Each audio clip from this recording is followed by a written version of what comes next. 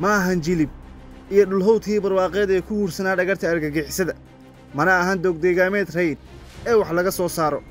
halkani waa xero difaaceedkii ugu muhiimsanaa ee koonfurta heestayna gumaystii talyaaniga wakhtigiisii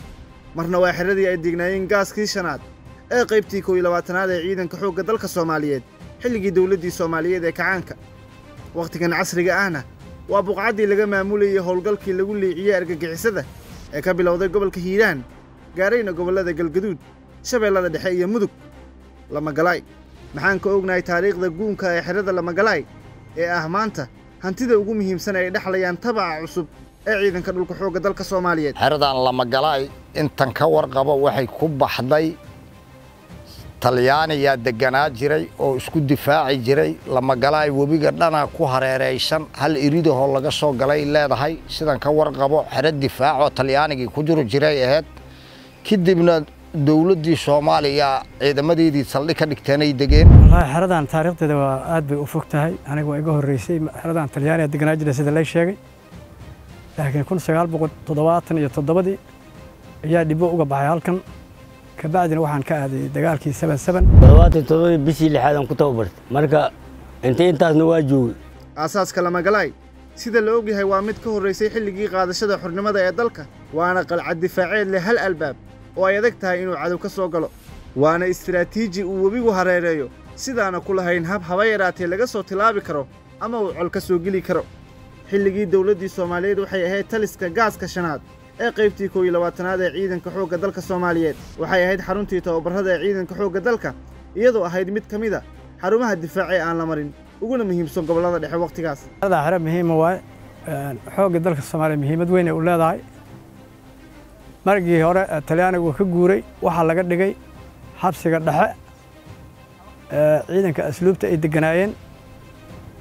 dibna waxa ugu la wareegay xoogga dalka Soomaaliyeed waagaas iyo hadda inta ka dhaxayso xero xoogga dalka Soomaaliyeed uu leeyahay waa xero muhiim istiraatiijiye hal iridoo laga soo galana leh burburkii kadib xerada ayaa deegaan u noqotay dad shacab ah oo deegaameystay balse sanadkii 2013 ayaa dib boorka looga jafay laguna aasaasay qayb kamid ah ciidanka xoogga dalka Soomaaliyeed xilligaas kadib waxay qalcad difaaceedka Lamagalaay soo martay heerar kala duwan oo dhismo iyo ciidaneed haba ugu badnaato dhibaatada burbur ee markasta hareysay inay tahay fatahaada webiga ee ay jinka uga taalo xerada ayaa leh guryaha martida isbitaal celbiyood dhismooyin ay degan yihiin saraakiisha qaybta iyo kuwa isugu jira baqaarada saadka rasaasta iyo kaydkii ugu weynaa ee hub ay xero leedahay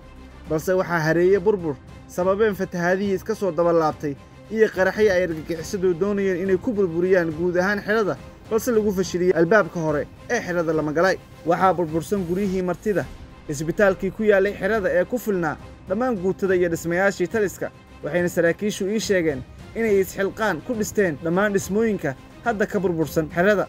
balse hadda hawshu ay ka sigsan tahay intii hore oo loo baahi qabo dadaal dawladeed xeradeedu meel kasta waa ku geey aradii waa tan waxaan xooggeena ku dhisannana waa ku tusnay isbitaalkii aan anagu xooggeena ku dhisano ebera waa ku soo tusnay